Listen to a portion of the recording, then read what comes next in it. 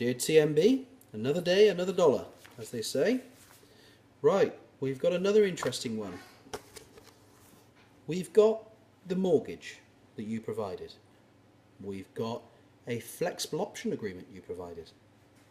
The flexible option agreement is the finance or the funding behind the mortgage deed. 1 minute. A flexible option agreement states that it's regulated by the Credit Consumers Act. In fact, actually, 1 second, I will read the information. The Consumer Credit Act 1974 covers this agreement. It also says we cannot enforce this agreement without getting a court order. Okay, so this is now for Court Farm Cottage, the property you sold without a court order, with, so say, as an LPA receiver in the property, which, from what I can see, you don't have the rights to do. Why? Right. The Credit Consumers Act has a cap of 25,000. Your document shows quite clearly, I'll fold it over for data protection, 382,500 was the credit limit for the flexible option agreement. The mortgage was separate. So if you've got a credit limit of 382,500 and it's regulated as it says here, as part of the buy-to-let mortgage, we will provide a customer with a credit limit of 382,500 less the amount owing under the mortgage agreement. So under the flexible option agreement, you provide 382,500. Under the mortgage agreement, you provide nothing.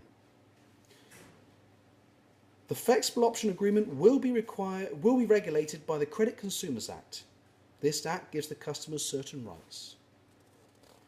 How can it be regulated where it says quite clearly, credit providers, credit exceeding 25. This Act does not regulate a consumer credit agreement by which the creditor provides credit exceeding £25,000. Okay, that's one. The second one we've got is that you've offered this as a mortgage that is regulated. In fact, actually, when you were in court on the other properties, because now you've dropped the LPA receiver idea because you gave them back to us, now I know why, because every single one of these agreements is the same. So hence you have no right to put an LPA receiver in. Got to be £150,000 of the damage you've caused, 90,000 on rents alone, because you threw all the tenants out with the LPA receiver on a buy-to-let. So if we look at this on the basics, it's not regulated. So you say it's regulated. A contract is a regulated mortgage contract if at the time it is entered into the following conditions are met. The contract is under which a person, the lender, provides credit to as an individual to the trustee, the borrower. The contract provides for the obligations of the borrower to repay to buy a security of a first legal charge on the land. Well, okay, that's a normal mortgage as we're described. At least 40% of the land is to be used or is intended to be used as or in connection with a dwelling by the borrower. Well, wait a minute, that's not a buy-to-let.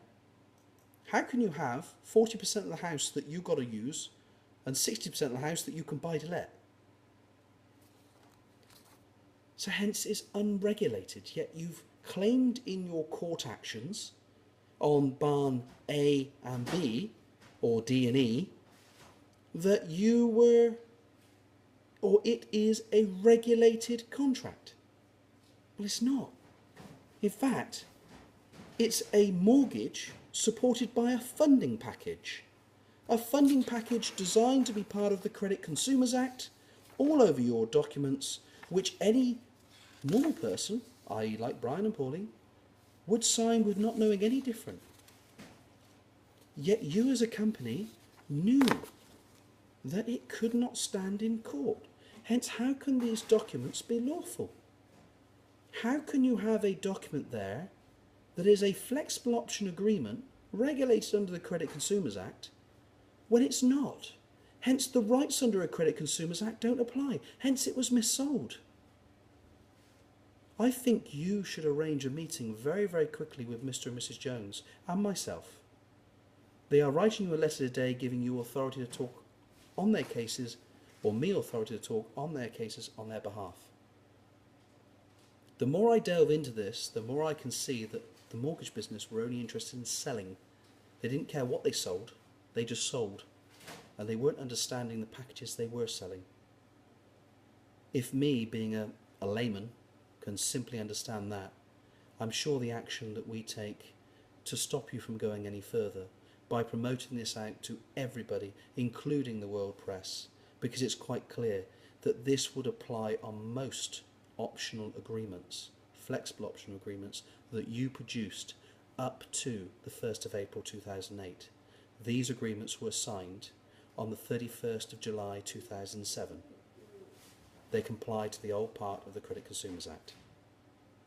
I leave you with it. Again, if you wish to contact us to arrange a meeting to settle these issues, it's Duncan Jones on 07901 676 142 or Brian Jones on 07939 206 213. And Lloyds, I keep leaving messages for your chairman's office. You would have thought they'd have the decency to come back to 20APs and talk through the problems that TMB have caused. It really is wrong, isn't it, that you have to treat two people like this at this age when they've worked all their life and they have the respect to say to you, we want a meeting, and you don't even have the time or decency to call them directly from the chairman's office. What would you do if it was your parents? How would you react? Food for thought.